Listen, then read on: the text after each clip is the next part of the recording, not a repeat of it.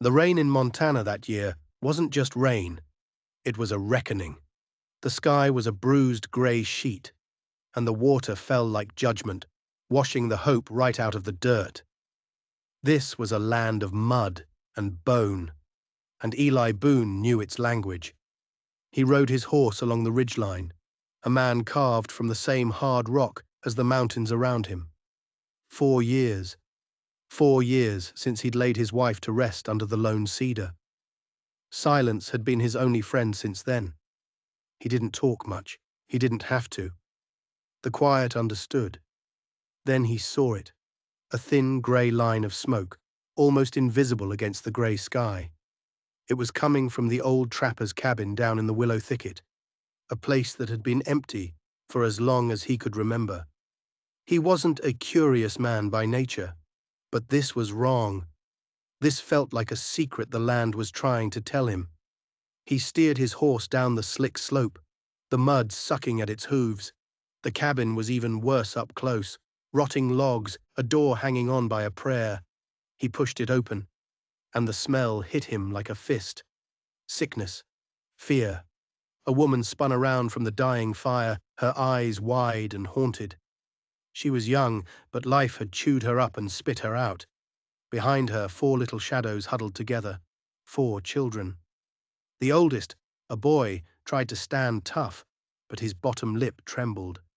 The youngest, a little girl, was just a ghost in a ragged dress.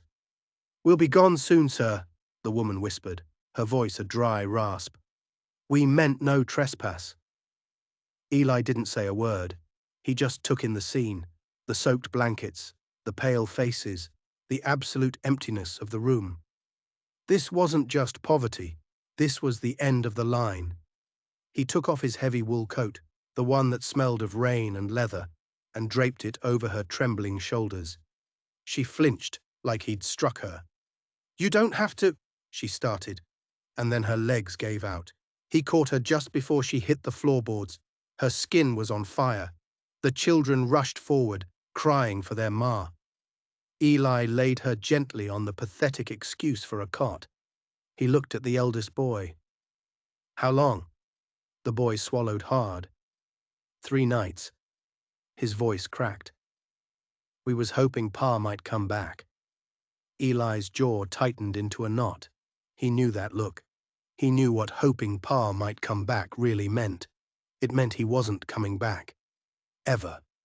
Instead of asking the questions the boy couldn't answer, Eli turned to the fireplace. He took the dry wood from his saddlebag and built a real fire, one that pushed back the shadows and the cold. The light flickered across their faces, showing him the truth. They were starving. When the woman, Clara, woke up, she saw him feeding her children jerky from his own rations. Shame burned in her cheeks. "You shouldn't," she croaked. "It's mine to waste," he said, his voice like gravel. He didn't look at her. He just kept feeding the little ones. He told himself he would just see them through the storm, get the woman's fever down, give them some food. Then he'd be on his way, back to his silence, back to his ghosts. But as he looked around that broken-down shack, he saw another ghost. The ghost of a winter 4 years ago. A fever that came on fast and stole his world in 3 short days. He remembered the feeling of being completely, utterly helpless. He had buried his own love in the frozen ground and never spoke her name again. Maybe that's why, when the sun finally broke through the grey clouds, he wasn't riding away. He was hitching his wagon. Clara stood in the doorway, wrapped in his coat. "We'll manage, sir. You've done more than enough." Eli just shook his head, not looking at her. "You can't stay here." Her chin came up, a flicker of pride in her exhausted eyes. "We're strangers. I won't be a burden." "You won't," he agreed. Then he turned and looked right at her. His grey eyes locked onto hers. "You're coming with me." The ride to his ranch was silent, except for the creak of the wagon wheels and the soft snorts of the horses. The children were bundled in blankets, clutching the last of his bread like it was gold.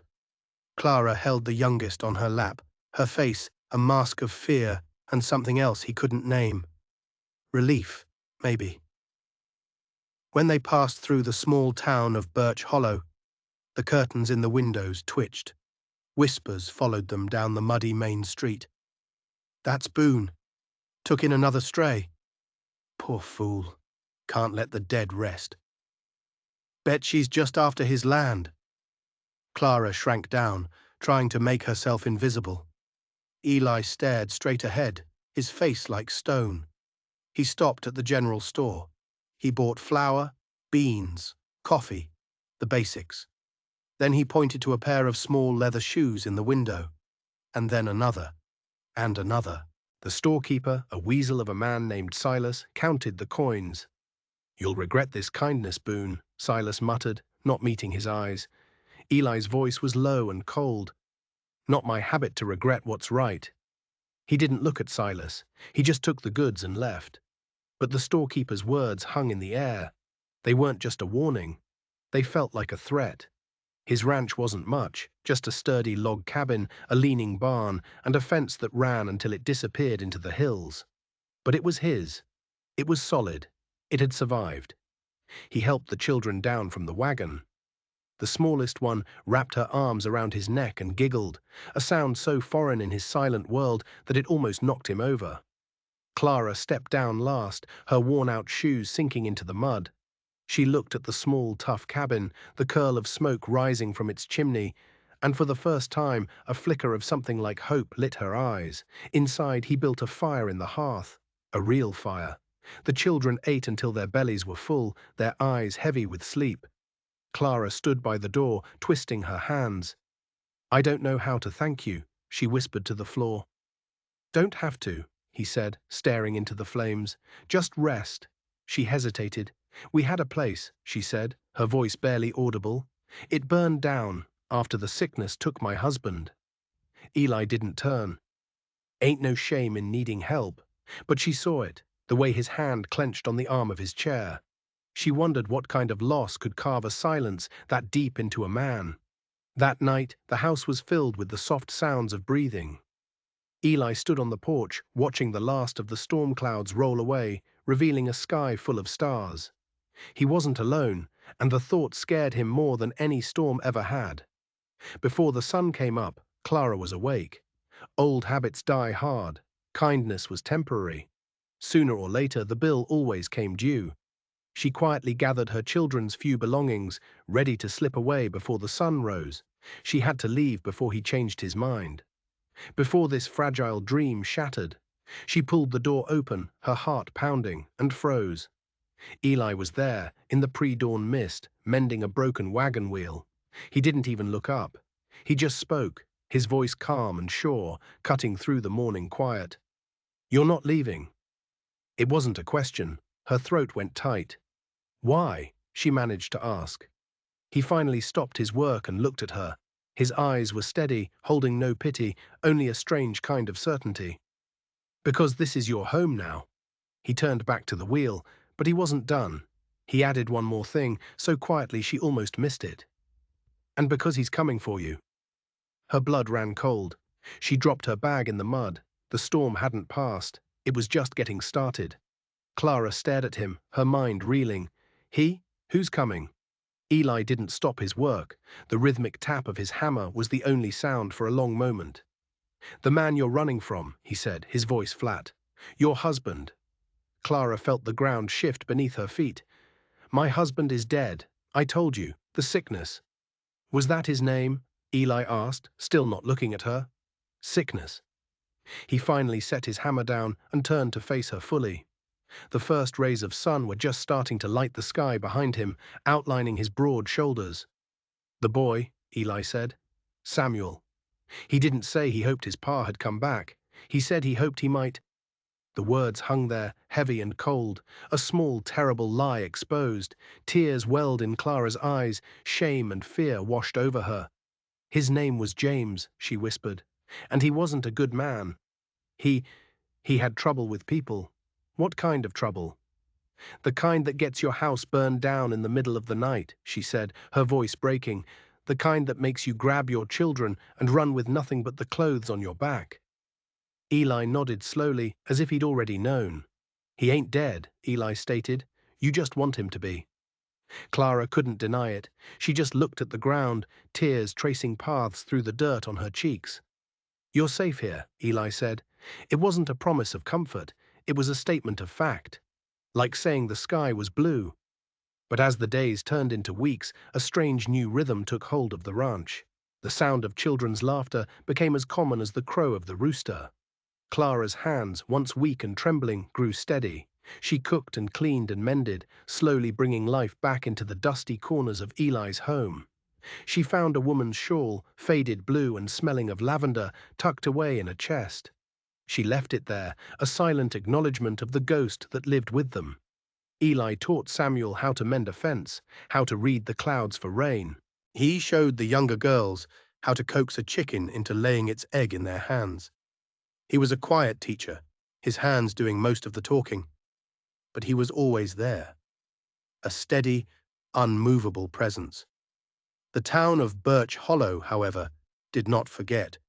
Their whispers were like poisoned darts. When Clara walked into the general store, a hush would fall. Silas, the owner, would serve her with a sneer, his eyes lingering on her mended dress. One day, he spoke loud enough for the whole store to hear. Some folks bring trouble on themselves and on anyone foolish enough to help them. Clara's face burned, but she kept her chin up. She walked out of the store, her back straight, but she was shaken. That night, she found Eli on the porch, cleaning his rifle. The lantern light cast long shadows across his weathered face. "The town thinks I'm trouble," she said softly. "The town is full of scared old women," he grunted, not looking up. "Maybe they're right," she whispered. "Maybe I should take the children and go, before James finds me, before he brings his trouble to your door." Eli stopped cleaning his rifle. He looked up at her, his eyes dark and serious. "His trouble is already here." He gestured with his head toward the road leading to town. Down in the valley, a single lantern was moving slowly back and forth. A signal. Someone was watching the ranch. "They've been out there for 3 nights now," Eli said, his voice grim. Clara's heart pounded in her chest. It was starting. The life she had run from was catching up. "What do we do?" she asked, her voice trembling. Eli picked up his rifle again, the soft click of the mechanism echoing in the quiet night. "We wait." But the waiting was the hardest part. Every snapped twig, every hoot of an owl sent a jolt of fear through her. A few days later, the real trouble arrived. Not in the dead of night, but in the bright light of day. A man on a fine black horse rode up to the gate.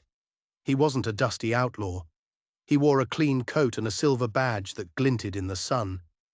He was the law. The man dismounted, his movements slow and deliberate.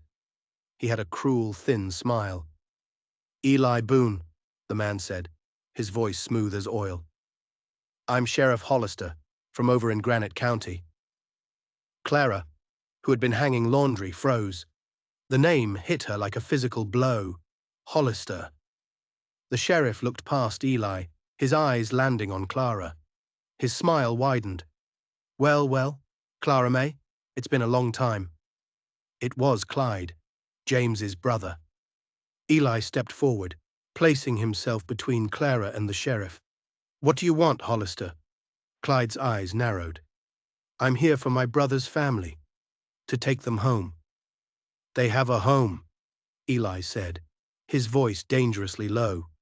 "That's not for you to decide," Clyde sneered. "I have a legal right. I'm family. You're just some stranger who took them in. Folks in town are saying all sorts of things." He took a step closer. "I'm here to take my brother's son, Samuel. The boy needs to be with his kin."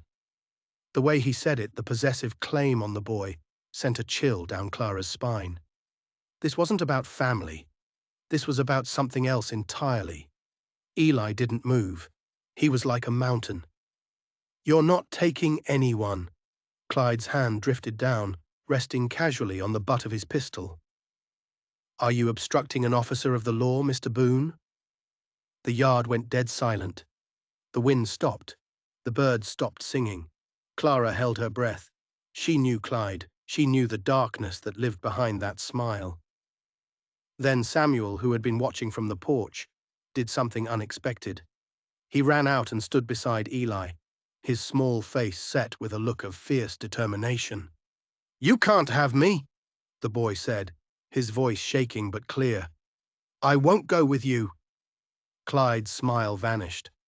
He looked at the boy, and for a second, Clara saw a flash of raw fury in his eyes. "This ain't over, Boone," he hissed. He mounted his horse and rode away, leaving a cloud of dust and dread behind him. That night, Clara finally told Eli the whole truth. "James didn't just have trouble with people," she said, her voice a raw whisper. "He was a thief. He and Clyde. They were part of a gang. They robbed a bank transport." She hugged herself, shivering. But something went wrong. James took the money and ran, from his own brother. That's what we were running from, not just the law. We were running from Clyde. Now it all made sense. The fire, the fear. Clyde didn't want the children. He wanted the money. And he thought Samuel knew where it was hidden. "Did James tell the boy anything?" Eli asked. Clara shook her head, tears streaming down her face. "I don't think so. Samuel was so scared. He wouldn't have understood." But Eli wasn't so sure. He remembered the look on Samuel's face in the yard. It wasn't just fear. It was defiance. The boy was protecting something. The next day, Eli saw Samuel down by the creek. He wasn't skipping stones or chasing frogs. He was drawing in the mud. Eli walked closer. It wasn't a child's drawing. It was a map. And at the center of the map, there was a symbol. A crooked tree struck by lightning. Eli felt a jolt go through him. He knew that tree. It was on the far edge of his property, up in the high country. A place no one ever went. The boy looked up, his eyes wide with fear when he saw Eli. He quickly tried to erase the drawing with his foot. Eli knelt down beside him. "It's okay, son," he said gently. "You can trust me." Samuel hesitated, then his face crumpled. "Pa made me promise," he sobbed. "He said bad men were coming. He said to give this to Ma if he didn't come back. But I was scared." He reached into his pocket and pulled out a small, heavy pouch. Inside wasn't gold or jewels. It was a key, an old, ornate iron key. "He said the key was the most important part," Samuel whispered. "He said it opens the door to our future." Eli looked from the key to the drawing in the mud. A map, a key, a hidden treasure, and a corrupt sheriff who would do anything to get it. The game had changed. They were no longer just hiding. Now they were in a race. The next morning, the second watcher appeared. This one wasn't hiding in the valley. He sat on a horse on the ridgeline opposite the ranch, clear as day, a silhouette against the rising sun. He wasn't signaling, he was just watching. A statement. Clyde was tightening the noose. "He's trying to scare us into running," Eli said, his eyes fixed on the distant figure. "If we run, he'll have cause to chase us. He can claim we're fugitives." Clara wrung her hands. "So we're prisoners here?" "This is our land," Eli said, his voice a low rumble. "We don't run." But the pressure was building. When Eli rode into Birch Hollow for supplies, the town's fear had curdled into hostility. Silas, the storekeeper, refused to sell to him. "We don't want your kind of trouble here, Boone," he said, his arms crossed. A few other men in the store nodded in agreement. Eli looked at their faces, scared men, trying to look tough. He turned and walked out without a word. The message was clear. They were alone. Back at the ranch, a new tension settled in. The children stayed close to the house. The easy laughter of the past weeks was gone, replaced by a watchful quiet. Eli started making preparations. He wasn't just a rancher. Clara saw it in the efficient way he checked his rifles, the way he scouted the perimeter of his property, his eyes missing nothing. He had been something else once. A soldier, maybe. a man who knew how to fight. He never spoke of it. But she saw it in his hands, in his stillness. One evening, as he was reinforcing the barn door, she brought him a cup of coffee. "You've done this before," she said. It wasn't a question. He took the cup, his rough fingers brushing against hers. "A long time ago," he said. "I hoped I'd never have to again." He looked out at the darkening plains. "Some things you can't outrun. You either turn and face them, or they eat you alive." She knew he wasn't just talking about Clyde, he was talking about the ghosts that haunted them both. The next day, he made a decision. "We're going for a ride," he announced. "All of us." He hitched the wagon and helped them in. He didn't head for the road. He cut across his own fields, heading for the high country, towards the crooked, lightning-scarred tree. The watchers on the ridge saw them go. Eli knew they would. He was forcing Clyde's hand. It took them 2 hours to reach the tree. It stood alone on a rocky outcrop, its branches twisted like a tortured soul. It was an old landmark, a place of bad omens. Eli helped Samuel down from the wagon. "Show me," he said quietly. The boy looked around nervously, but he led Eli to the base of the tree. There, hidden beneath a pile of loose rocks, was a small iron strongbox rusted from the rain. It was old, very old. The key from Samuel's pouch slid into the lock with a rusty shriek. Eli lifted the heavy lid. Clara and the other children gathered around, their eyes wide. Inside there wasn't gold. There was a leather-bound ledger and a stack of letters tied with a faded ribbon. Eli picked up the ledger. The pages were filled with names, dates, and figures. "What is it?" Clara asked. Eli's face was grim. "It's a record of every bribe, every shakedown, every crooked deal Clyde Hollister has made for the last 10 years. He had been using his badge to run a criminal empire. The stolen bank money was just a small part of it. This ledger was proof, enough to see him hang." "James was his bookkeeper," Clara breathed, understanding dawning. "That's why Clyde couldn't just let him go. James knew everything." But then Eli picked up the letters. He untied the ribbon. The handwriting was delicate, feminine. He read the first line, and his blood turned to ice. "My dearest Eli," it began. The letter was signed, "Your loving wife, Mary." He stumbled back as if he'd been shot. Mary, his Mary. He looked at Clara, his face a mask of disbelief and horror. "What is this?" he choked out. Clara was just as stunned. I don't know." He grabbed another letter. It was from his wife, too, and another. They were love letters, but they weren't written to him. They were written to James Hollister, the world tilted on its axis, his silent, sainted wife. The woman he had mourned for 4 years had been having an affair with the husband of the woman he had just saved, and then he saw the date on the last letter. It was written the day before Mary died. "I cannot live this lie anymore, James," it read. "I am going to tell Eli everything. He is a good man. He deserves the truth." The fever. It hadn't been a sickness. Eli looked at the ledger in his hands. He looked at the letters. He looked at Clara's horrified face. And he finally understood. Clyde hadn't just been after the money. He had been after this box. Because it wasn't just his own crimes hidden in here. It was the motive for another murder. James hadn't killed Mary to keep her quiet. He wouldn't have had the nerve. But his brother, the ruthless sheriff, who had everything to lose if his empire was exposed, he would. Clyde Hollister had murdered his wife. The sound of hoofbeats thundered up the trail. A dozen riders with Clyde at their head appeared on the rise. They had followed them. They were trapped. "Well, Boone," Clyde called out, his voice dripping with false triumph, "looks like you found something that belongs to me." His men spread out, forming a semicircle, their rifles raised. Eli stood slowly, the letters clutched in his hand. The grief and the rage inside him were a cold, perfect fire. He had been mourning a lie for 4 years. He had taken in the family of the man who had betrayed him. And now he was facing the man who had murdered his wife. The world had gone completely mad. "You're right, Hollister," Eli said, his voice quiet, but carrying across the rocky ground. "I did find something."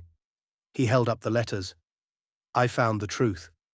Clyde's smile faltered for a fraction of a second when he saw the letters.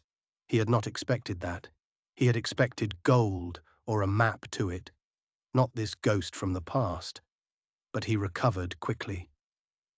"Old letters," he scoffed, trying to sound dismissive. "The ramblings of a lonely woman means nothing." "It means everything," Eli said, his voice flat and hard as iron. "It's a motive. You found out your brother was going to be exposed by my wife. You couldn't have that. It would have brought down your whole house of cards." He took a step forward. "So you paid her a visit. You brought her a special kind of medicine for her fever." One of Clyde's deputies, a young man with nervous eyes, shifted his weight. He looked at his boss, then at Eli. Doubt was a seed, and Eli had just planted it. "You're insane, Boone," Clyde spat. "You're a desperate man, trying to protect a thief's whore and her brats." He raised his pistol, pointing it directly at Eli. "Now give me the box and the ledger, and I might let the children live." Clara pulled her children behind her, her body a shield. Samuel stood his ground, his small fists clenched. Eli didn't even flinch. "You think this is about the money, don't you?" Eli said, a strange, grim smile touching his lips. "It was never about the money." He looked past Clyde, to the men behind him. "He's been lying to all of you," Eli's voice boomed, filled with a certainty that could not be faked. "He told you we were fugitives. He told you there was stolen gold. But he's the thief. His crimes are all written down right here." He held up the ledger. "Every dirty dollar he ever took. Every man he ever cheated. Maybe even some of your names are in here." The men exchanged uneasy glances. Clyde's face was turning purple with rage. "Shut up!" he screamed. "He's trying to divide us. Fire on them. Now!" But no one fired. The seed of doubt was growing. They were lawmen, or thought they were, not murderers of children. "You killed her," Eli said, his voice dropping to a deadly quiet whisper, his eyes locked on Clyde's. "You killed my Mary, and then you killed your own brother to get your hands on this box. You set that fire to cover your tracks." That was it. That was the piece they didn't know. The young deputy lowered his rifle. "Is that true, Sheriff?" "Aye," he asked, his voice shaking. "Did you kill James?" Clyde spun around, his face a mask of fury. "I gave you an order, deputy." "You're a monster," Clara whispered, her voice filled with a newfound strength. "You used us. You hunted us, all to cover your own sins." And then, from the trees behind Clyde and his men, another voice cut through the tension. "It's over, Hollister." A tall man in a dusty coat stepped into the clearing. He wasn't alone. A dozen U.S. Marshals emerged from the woods, rifles leveled. The tables had turned. Completely. Clyde looked stunned, his trap sprung on himself. Eli allowed himself a small, grim nod. Before leaving the ranch, he'd sent a message. An old friend from his past. A man who owed him a debt. A man who was now a federal marshal. He had been gambling, and he had just won. Clyde, realizing he was cornered, did the last thing anyone expected. He grabbed Samuel. He pulled the boy in front of him, pressing the barrel of his pistol to the child's head. "Everyone drops their guns, or the boy dies," he shrieked, his composure shattered. Clara screamed. The marshals froze. Eli stood his ground, his face a cold, calm mask. But his eyes were calculating, watching, waiting. "Let the boy go, Clyde," Eli said, his voice steady. "There's no way out." "There's always a way out," Clyde yelled, his eyes wild with panic. He started backing away, dragging the terrified Samuel with him. But he had miscalculated. He had forgotten about Clara. She was no longer the frightened, helpless woman he had terrorized. She had seen true courage. She had found her own. While all eyes were on Eli and Clyde, she had quietly picked up a heavy rock. With a raw cry of a mother's fury, she lunged forward. She swung the rock with all her might, striking Clyde's gun hand. The pistol flew from his grasp, firing a single shot harmlessly into the sky. Samuel scrambled away, running into his mother's arms. In that split second of chaos, Eli moved. He wasn't a rancher anymore. He was a force of nature. He closed the distance in 2 long strides and hit Clyde with a right hook that sent the corrupt sheriff sprawling into the dirt. It was over. The marshals swarmed in, clapping Clyde in irons. His men, seeing the truth, surrendered their weapons without a fight. The young deputy who had first questioned Clyde came over to Eli. "I'm sorry, Mr. Boone," he said, his face full of shame. "We didn't know." Eli just nodded. He walked over to Clara, who was holding all 4 of her children, tears of relief streaming down her face. He knelt down in front of them. He looked at Samuel. "You were brave, son. Your father would have been proud." Then he looked at Clara. All the lies, all the pain, all the ghosts. They were all out in the open now. The air between them was clear. He reached out and gently brushed a tear from her cheek. "It's over now," he said softly. "The storm has passed." The ride back to the ranch was different. The sky seemed wider, the air cleaner. The weight of the world had been lifted from their shoulders. The ledger and the letters were in the hands of the marshals. The truth was out. Birch Hollow would have to find new things to whisper about. That evening, a real peace settled over the small log cabin.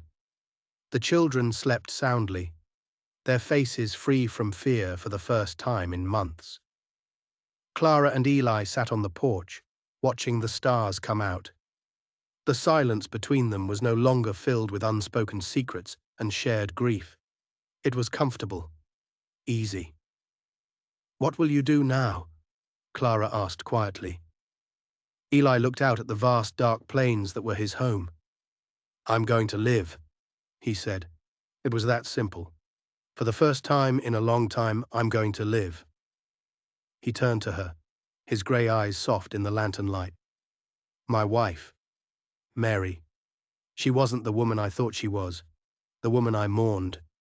She was a memory, a ghost. You, Clara, you and your children. You are real.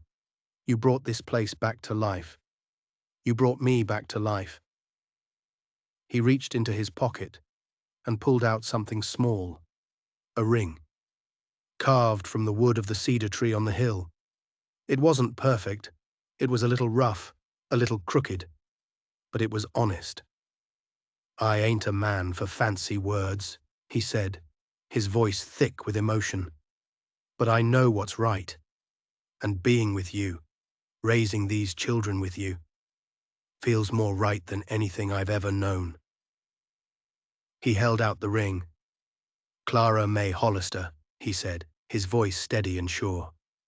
"Will you build a new life with me?" Tears welled in her eyes, but this time they were tears of joy. She didn't say anything. She just took the ring and slid it onto her finger. It fit perfectly. She reached out and took his rough, calloused hand in hers. A home isn't just a place with 4 walls and a roof. It's a feeling. It's the feeling of being safe, of being seen, of being loved. Out there on that quiet porch, under a canopy of 1,000,000 stars, 2 broken souls and 4 little children finally found their way home. They found that sometimes the greatest treasures aren't buried under a tree. Sometimes they're sitting right beside you, their hand in yours, ready to face the sunrise. If you enjoyed their story of redemption, don't forget to like and subscribe, because every soul deserves a second chance at happiness. And be sure to check out the next story waiting for you on the screen. You won't believe what happens when a lonely lighthouse keeper finds a mysterious message in a bottle.